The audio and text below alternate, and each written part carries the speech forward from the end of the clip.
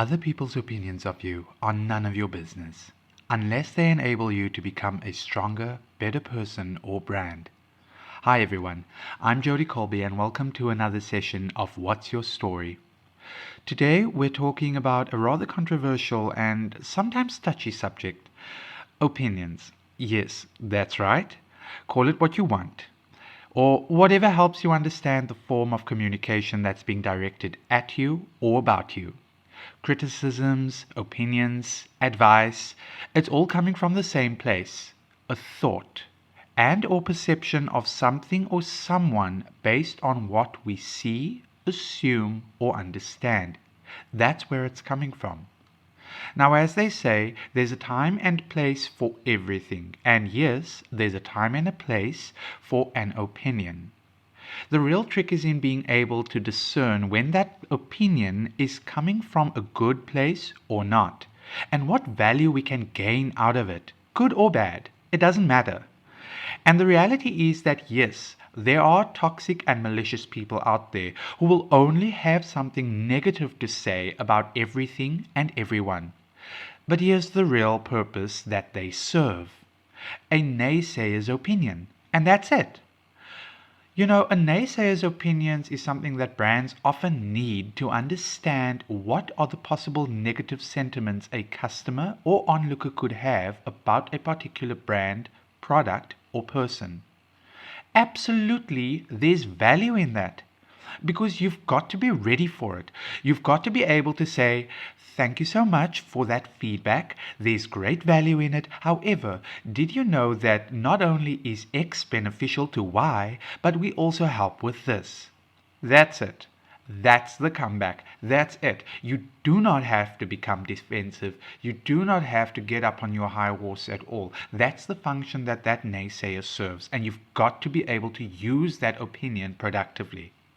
It's all about discernment and knowing when to take an opinion, bottle it up, and review it at a later stage. Some are worth keeping and others are worth throwing away. It's all about discernment.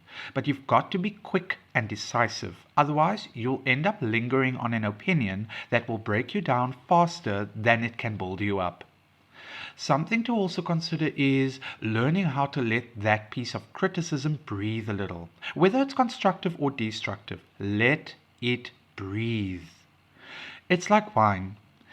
If you don't let it breathe, you won't be able to discover all the little notes and nuances that add value to the taste. Don't just launch in there with a comeback or get defensive like a bad patron saying, I hate this is rubbish, move on.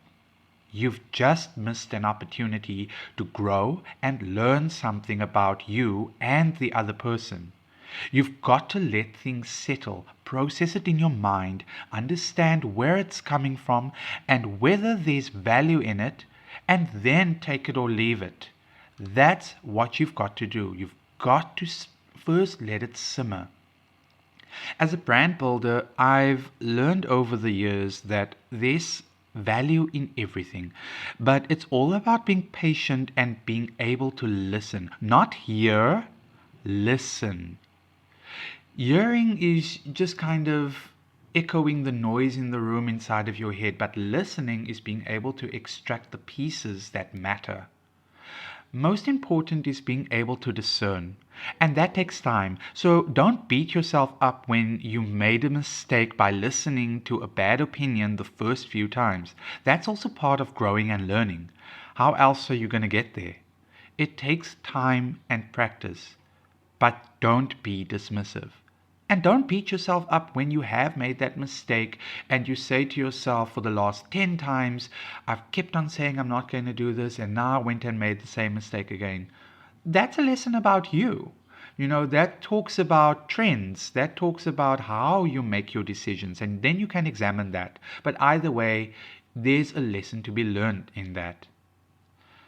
Well, thanks so much for tuning in, guys. I hope this session has added value to you and that when you go out there, you'll be able to understand what to do with other people's opinions.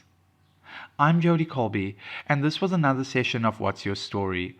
I wish you a productive day, and remember to be the narrator of your own story.